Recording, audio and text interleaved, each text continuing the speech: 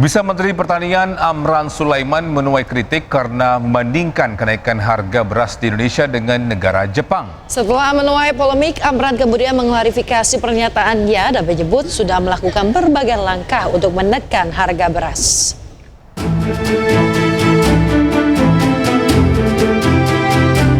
Menteri Pertanian Amran Sulaiman mengklarifikasi pernyataannya yang dianggap tidak peduli terhadap kenaikan harga beras. Menurutnya, pemerintah sudah melakukan berbagai langkah untuk menekan harga beras. Di antaranya melalui operasi pasar yang menggelontorkan 1,3 juta ton beras seharga Rp12.500 per kilogram. Sebelumnya, Amran menuai kritik usai rapat kerja bersama Komisi 4 DPR RI Kamis lalu. Dalam rapat ini, Amran menilai masyarakat terlalu reaktif terhadap kenaikan harga beras. Ia membandingkan dengan harga beras di Jepang yang mencapai Rp100.000 per kilogram. Kenapa kita intervensi ada HET, kemudian ada HPP? Karena ini adalah vital. Kalau ini bermasalah, kita kesulitan. Sekarang ini baru naik saja sedikit, ribut. Jepang sudah 100.000 per kilo, Bu Ketua. Harga beras hari ini. Nah, ini kita jaga sehingga kita meminta kepada ini belum selesai, Bu Ketua. Insya Allah kami tindak lanjuti nanti, tapi arahnya adalah kita ingin konsumen menikmati, tetapi petani kesejahteraannya harus terjaga. Nggak bisa dibandingkan dengan Jepang, income per kapita kita juga udah lain, Pak. Dari data Pusat Informasi Harga Pangan Strategis Nasional, harga beras dalam sebulan terakhir mengalami tren kenaikan. Harga beras medium kini mencapai Rp16.500 per kilogram. Sementara harga beras super menjadi Rp17.250 per kilogram. Tim Liputan iNews melaporkan. Pemirsa, pemerintah saat ini sedang menyusun perpres pembentukan Kementerian Haji dan Umroh. Menteri Hukum Supratman Andi Aktas mengatakan seluruh tim pemerintah sepakat segera mendorong lahirnya perpres tentang pembentukan Kementerian Haji dan Umroh.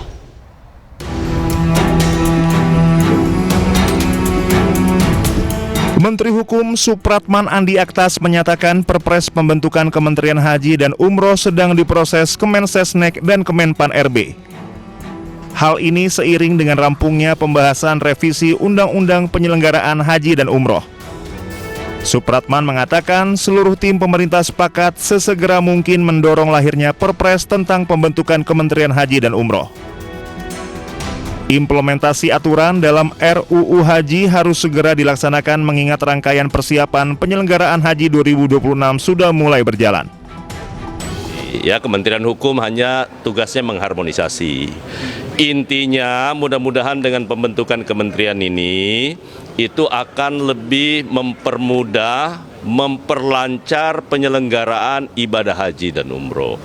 Semua yang terkait dengan penyelenggaraan secara teknis nanti BPH, Badan Penyelenggara Haji dan Umroh yang akan bertransformasi menjadi kementerian yang akan menjelaskan. Kita tunggu nanti besok paripurna disetujui atau tidak.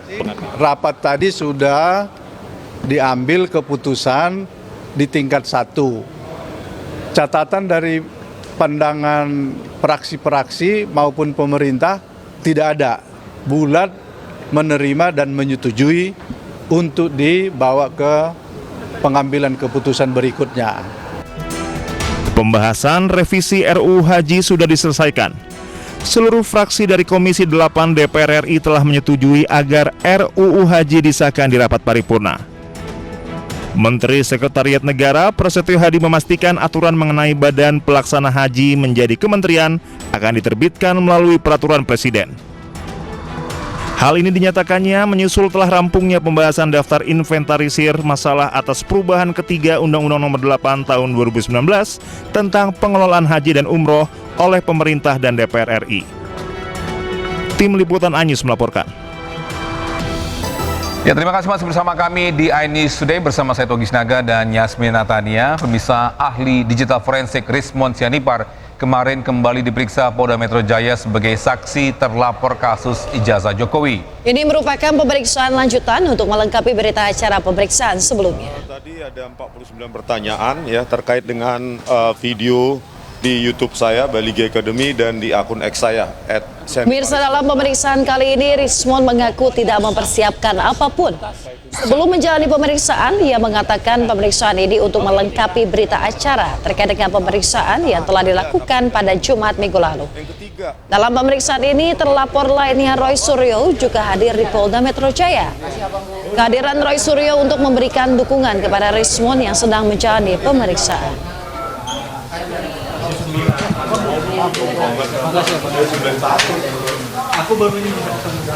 BAP hari Kamis nanti. Hari Kamis pukul 11. Kenapa? Bukan berarti karena itu panggilan kedua atau ketiga, bukan begitu. Kelanjutan, karena khusus untuk klien kami, Rismon ini penjelasannya mulai dari pertanyaan dari penyidik itu sangat detail, tentu juga dijawab secara detail. Nah, itu membuktikan bahwa itikat baik atau kerjasama yang baik penyidik dengan yang diperiksa hari ini, khusus untuk klien kami Rismon, sangat rapi. Belum hari ini tambahannya 73. Kalau yang kemarin kan 49 total, berarti sekarang jadi 122. Akan dilanjutkan. Tadi kami tanyakan, ya kurang lebih mungkin 20 sampai 30 pertanyaan lagi untuk 3 link yang tersisa. Jangan lupa 3 link lagi yang tersisa, video itu ataupun akun X itu. Pokoknya 3 lah. Penyidik ya sangat sangat terbuka ya kepada kami untuk menjelaskan sejelas-jelasnya, sedetil-detilnya, setenis-tenisnya apa yang menjadi objek penelitian kami, ya saya terutama.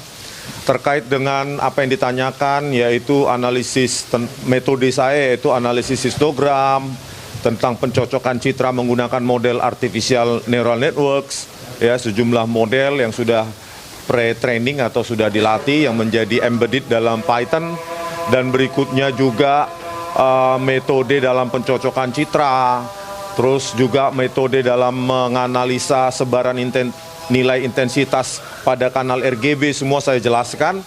Meskipun sudah ada di buku itu yang menjadi bagian dari buku di Jokowi's White Paper, tetapi saya menambahkan hal-hal penting lainnya karena secara spesifik ditanyakan menggunakan alat apa, mengupload di mana, dan bagaimana caranya, penggunaan software atau program yang saya tulis sendiri. Jadi kalau nanti diminta dalam penyidikan berikutnya, kalau memang diminta nanti source code atau kode sumber yang saya tulis sendiri, ya saya siap. Karena penelitian itu repeatable, maka ia harus bisa disanggah, dibantah, dan diulangi oleh peneliti lain. Ya, sementara itu sebelumnya diperiksa di Mapolda Metro Jaya, ahli digital forensik Rismon Sianipar menantang Rektor UGM untuk membuktikan keaslian ijazah Jokowi. Pak Rismon, persiapannya nggak ada karena semua sudah dalam kepala ya. Terus mengomentari sedikit dari statement dari Profesor Ova Emilia sebagai Rektor UGM, ya, bahwa the devil is in the details. Artinya jangan jump into conclusion, jangan lompat ke kesimpulan tanpa menjelaskan detailnya. Oke.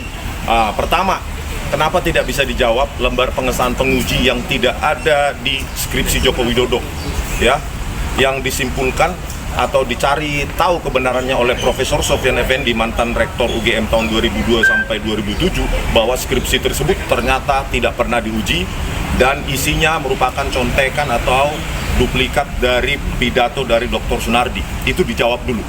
Kalau memang ada ratusan atau bahkan ribuan skripsi di UGM pada tahun itu yang tidak memiliki lembar pengesahan penguji, maka sebegitu bobroknya kah UGM pada zaman itu? Sementara universitas swasta saja, ya, yang belum dikenal oleh publik itu syarat administrasi, kelengkapan skripsi itu sangat-sangat mutlak, dan itu tidak bisa juga dijawab oleh Profesor Kuncoro sebagai mantan Ketua Dewan Guru Besar UGM ketika saya wawancara di Rosi kemarin. Itu yang pertama. Yang kedua, bisa tidak dijawab lembar transkrip nilai yang ditunjukkan oleh Dirtipidum yang tanpa tanda tangan dekan maupun pembantu dekan, tanpa stempel, dan tulisannya nilainya bertulisan tangan, ya yang kami jumpai berbeda jauh dengan format baku yang kami miliki. Dari transkrip nilai seseorang yang lulus di tahun yang sama dari Fakultas Kehutanan, di mana formatnya sangat baku, ada stempel, ada tanda tangan yang otoritas seperti dekan maupun pembantu dekan. Pemirsa, Polda Metro Jaya secara maraton memeriksa Roy Suryo CS selama sepekan. Ya, mereka diperiksa sebagai saksi terlapor karena kasus ijazah Jokowi telah masuk ke tahap penyidikan. Ya. Polda Metro Jaya secara maraton memeriksa saksi terlapor kasus tudingan ijazah palsu Jokowi. Total ada 12 orang yang berstatus sebagai terlapor, salah satunya Abraham Samad yang sudah diperiksa penyidik Polda Metro Jaya. Pada Selasa 19 Agustus 2025, Polda Metro Jaya memeriksa 3 saksi yakni Meriati aktivis KNPRI, Sunarto YouTuber, dan Arif Nugroho seorang jurnalis. Roy Suryo, Kurnia Triroyani, dan Rizal Fadila juga telah menjalani pemeriksaan sebagai saksi terlapor pada Rabu 20 Agustus 2025. Pada Jumat 22 Agustus 2025, ahli digital forensik Rismon Sianipar dan 2 terlapor lainnya, Mikael Sinaga serta Nurdian Noviansa Susilo, menjalani pemeriksaan sebagai saksi terlapor terkait kasus tudingan ijazah palsu Jokowi di Polda Metro Jaya. Ketiganya kompak membawa buku setebal 700 halaman miliknya yang memuat hasil penelitian dan kajian terhadap keaslian ijazah Jokowi. Para terlapor mengaku tidak khawatir dijadikan tersangka karena penelitian ijazah Jokowi palsu memiliki dasar ilmiah. Tim Liputan iNews melaporkan.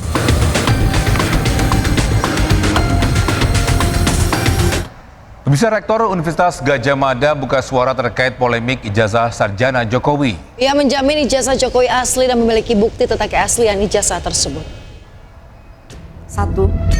UGM mengikuti dengan baik perkembangan di masyarakat. Universitas Gadjah Mada akhirnya merespon polemik ijazah Joko Widodo. Yang bernama Rektor UGM, Ova Amelia, menyatakan kampusnya tidak bertanggung jawab atas tersebarnya foto ijazah milik Jokowi yang selama ini beredar di media sosial. Ia juga menjamin Jokowi menempuh pendidikan di Fakultas Kehutanan Universitas Gadjah Mada hingga lulus. Ijazah itu kan tahun 85 sudah diserahkan kepada yang bersangkutan. Artinya yang menjaga ijazah itu adalah yang bersangkutan. Oleh karena itu Universitas Gadjah Mada ini ya kita tidak mau berkomentar terkait dengan ijazah, a piece of paper yang sudah ada di yang bersangkutan. Artinya UGM juga tidak bertanggung jawab. Apakah yang beredar sekarang itu adalah yang diserahkan UGM dulu itu bukan? Kita atau bukan, kita tidak ya bertanggung jawab untuk itu. Tadi seperti yang disampaikan oleh Bu WR misalnya tentang ijazah. Ijazah itu juga merupakan dokumen pribadi. Jadi bukan ranahnya institusi untuk menunjukkan kepada publik. Sementara Dekan Fakultas Kehutanan UGM, Sigit Sunarta, menambahkan dokumen ijazah sarjana Jokowi hanya dicetak 1 kali. Ia juga menambahkan lembar pengesahan skripsi Jokowi yang tertulis tanpa tanggal akibat lupa. Ada lembar pengesahan yang luput barangkali ya, lupa waktu itu untuk memberikan tanggalnya. Ya, itu hal yang saya pikir wajar ya, karena ketergesa-gesaan atau alasan yang lain itu jadi luput untuk itu. Respon pihak UGM menjadi sorotan pasca kasus tudingan ijazah palsu Jokowi yang hingga kini masih bergulir. Tim Liputan iNews melaporkan.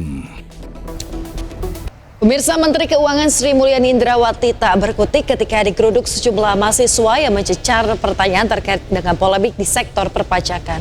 Ya, momen ini terjadi di Balai Purnomo Prawiro, FISIP UI, Depok, usai Menteri Keuangan melangsungkan kuliah umum.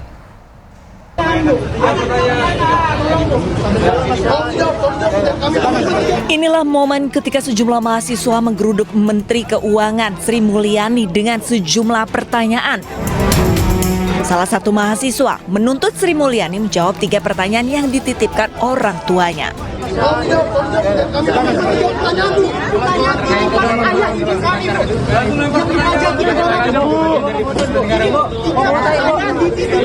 Sementara mahasiswa lain menyoroti soal pemotongan dana transfer ke daerah yang menurutnya berdampak pada kenaikan pajak bumi dan bangunan.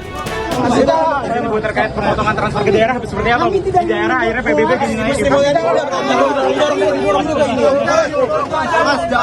Namun alih-alih memberikan penjelasan, Sri Mulyani pun bergeming. Ia tidak merespon semua pertanyaan tersebut dan memilih bergegas menuju kendaraannya dengan dikawal ajudan dan petugas keamanan.